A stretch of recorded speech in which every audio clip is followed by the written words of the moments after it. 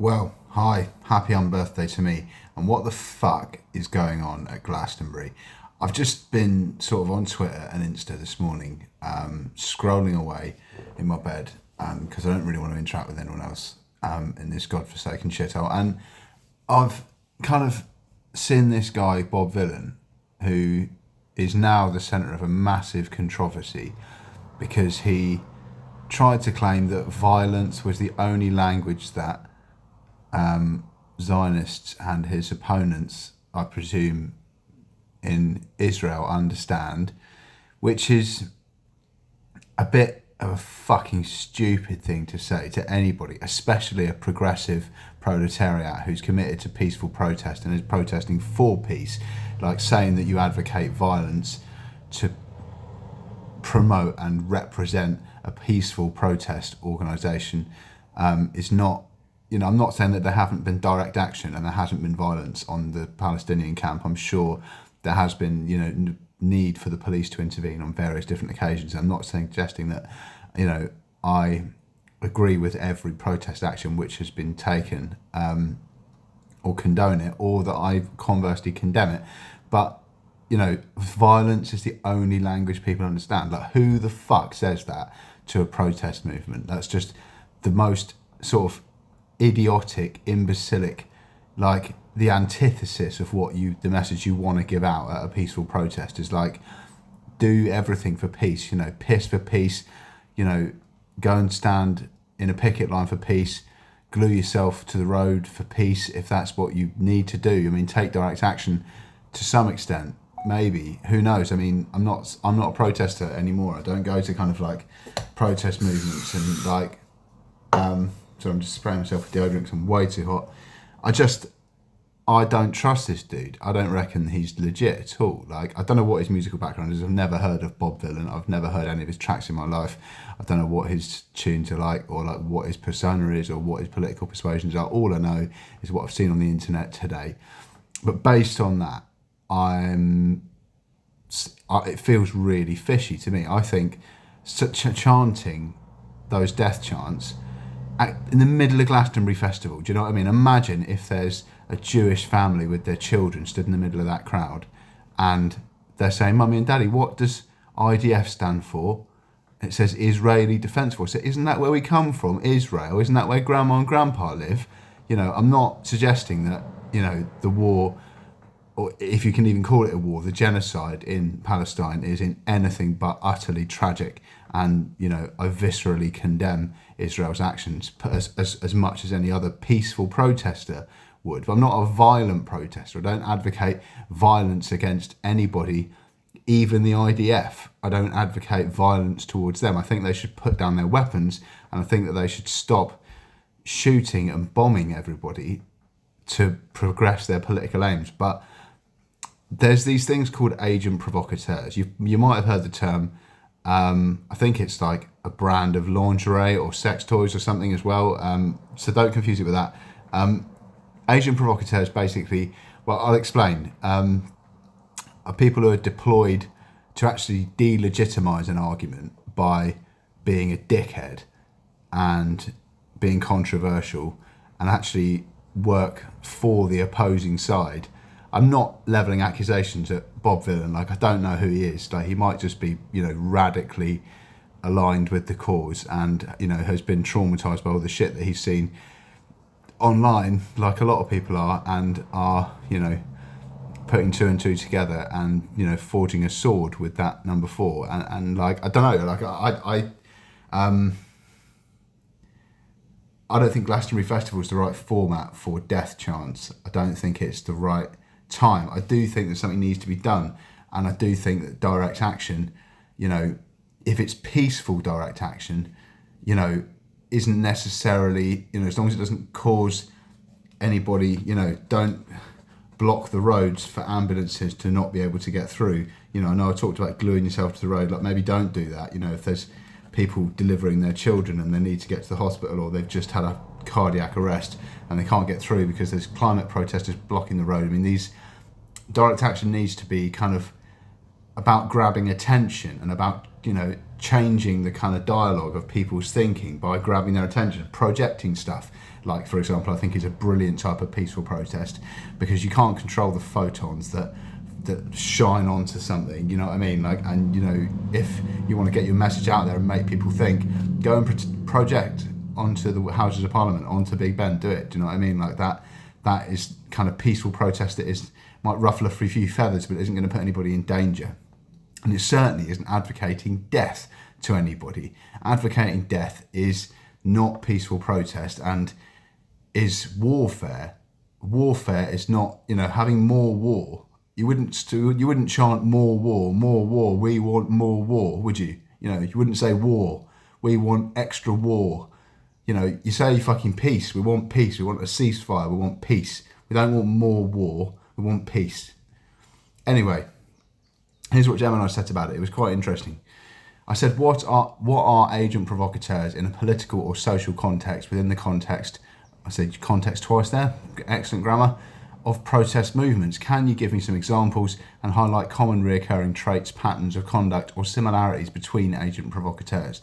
Also, give me a breakdown on the potentiality of the recent Glastonbury Festival debacle involving Bob Vylan, who tried to claim seemingly idiotically in front of a large crowd that violence is the only language his political opponents understand, and went on to incite death chants during a televised performance, being in fact an agent provocateur himself. It seems impossible that anyone who wasn't trying to self-sabotage their own cause or engineer a scandal promoting division and censorship could be so flagrantly imbecilic from a PR perspective without knowing this would play directly into the hands of the very same demographic he claimed to be opposing.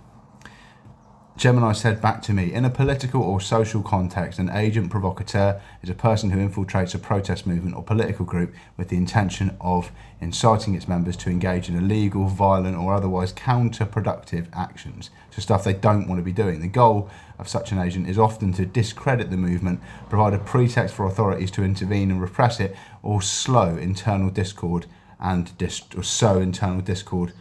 distrust. They might be employed by a government, a police force, rival political organisation or a private interest group. Examples of some agent provocateurs, if you've never heard the term before, historically agent provocateurs have been used in various contexts. In the labour movement, in the late 19th and early 20th centuries, private detective agencies and corporations hired labour spies to infiltrate trade unions, gather intelligence and often incite strikes or violent clashes to justify breaking up their unions' activities. The Russian Revolution. The Russian Okhrana secret police famously used agents like Yevno Asev and Roman Malinovsky, who rose to high ranks within revolutionary and terrorist organisations, often instigating actions that led to the arrest or assassination of their own comrades, while also orchestrating assassination against government officials to maintain their cover.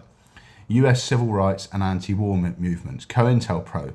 That's counterintelligence. The FBI's counterintelligence program, COINTELPRO, in the 1960s and 1970s actively targeted groups like the Black Panther Party, the Student Non-Violent Coordinating Committee and the Anti-Vietnam War organisations. Agents would spread disinformation, create internal rivalries and in some cases encourage illegal activities to undermine these movements.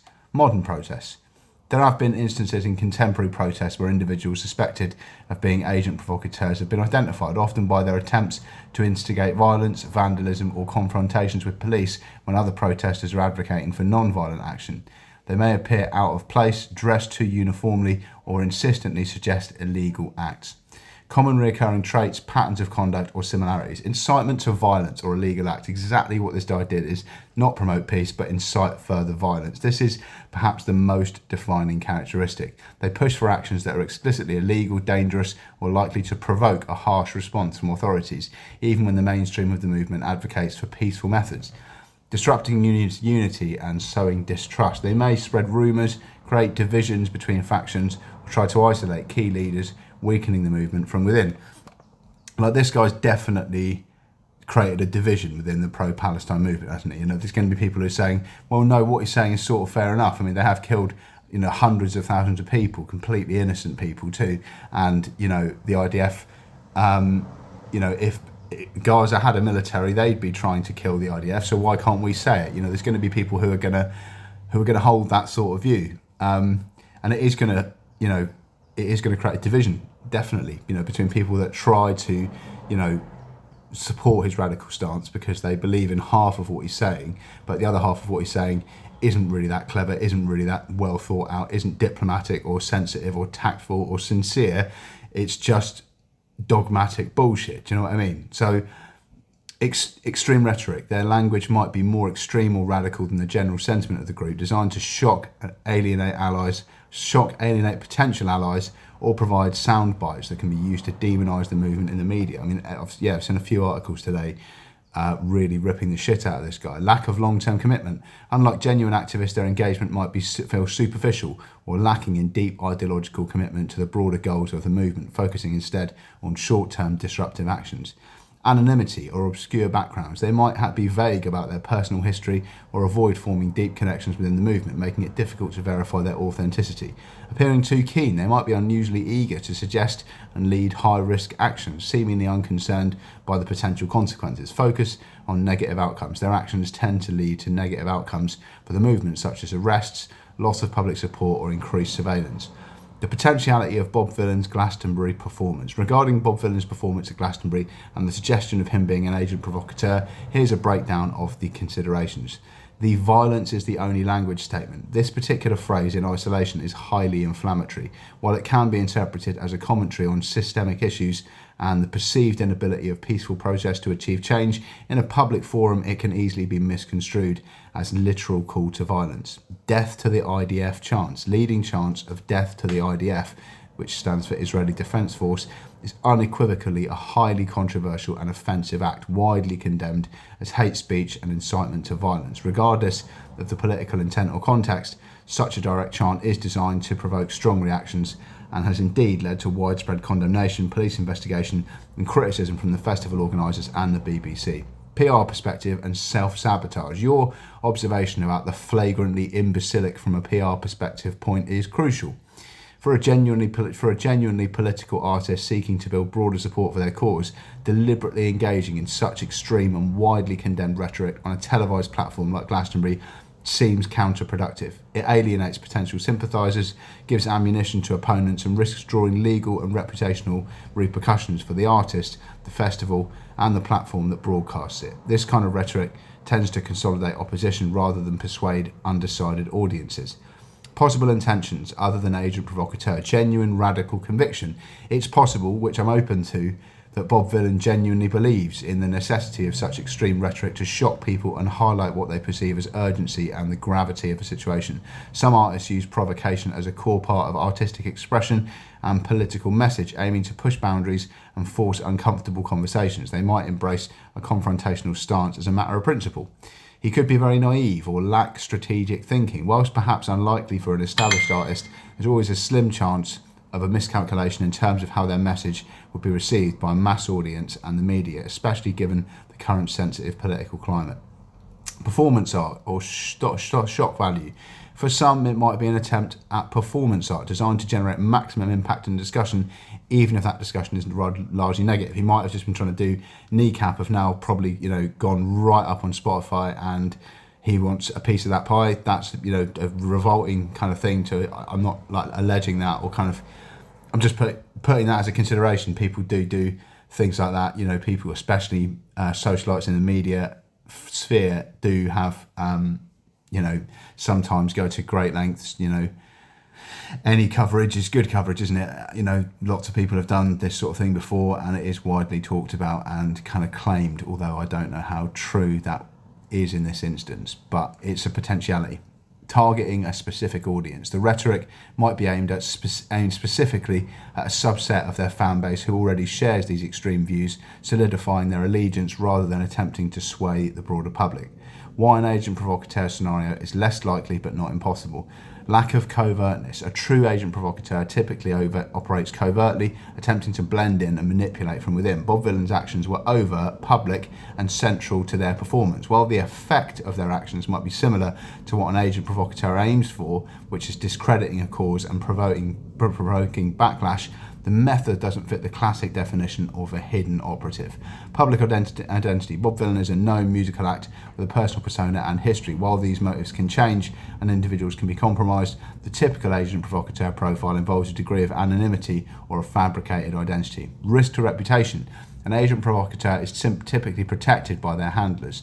If Bob Vylan were an agent, their public actions would expose them to significant personal and professional risk, which would be an unusual and inefficient way to operate. I mean, yeah, unusual and inefficient, maybe. I mean, it's pretty fucking standard, you know, in terms of sowing the seeds of dissent, you know, and, you know, it's a bit like what happened with Hugo Chavez. Like, research that, Google that whole thing, that when he was kind of flown out on a helicopter and flown back in, and there was these CIA snipers, and I don't know, that whole thing was a clusterfuck and was, you know, run by counterintelligence. That's what that COINTELPRO thing, I'm pretty sure that was those same guys doing that, if you read up on it.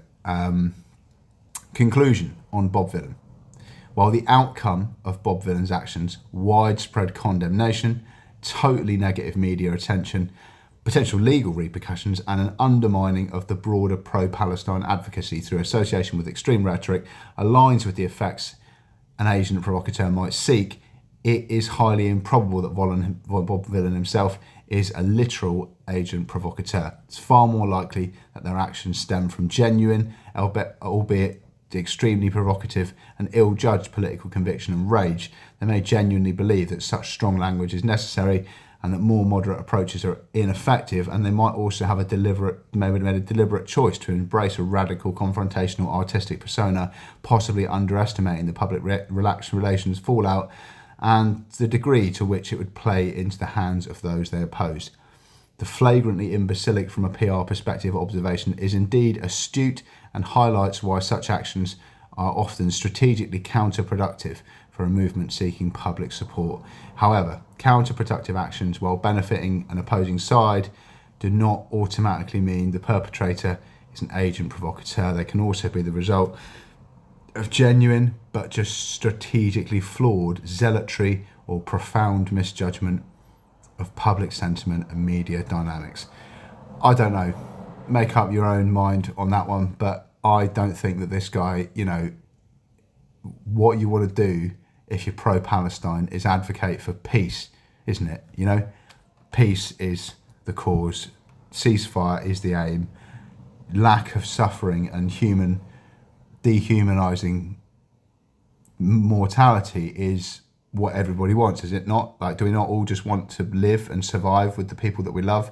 Or do we want to kind of, you know, sort of humiliate the people who try and stand up and say what's right by making them out to be a bunch of murderous clowns who think that violence is the only language people understand? I mean, what? Who ever said that? Like, at any sort of kind of like, as a representative of any kind of cause, without picking fucking toenails out of their teeth? Like, it's really, really, really dumb. He you know, it's just a really stupid thing to say, and a really stupid thing to do.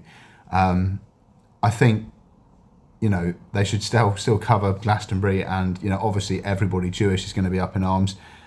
And, like, you know, I'm not going to say rightly so, because someone said on the other day on Twitter, they said, why is anti-Semitism on the rise? And I said, well, I answered a question with a question. I said, why don't foxes like fox hunting? Do you know what I mean? Like, it's kind of like, yeah, I just, I don't have the answers, but I've got quite a few questions, and AI is trying to answer them for me. I hope you're having a great day, and don't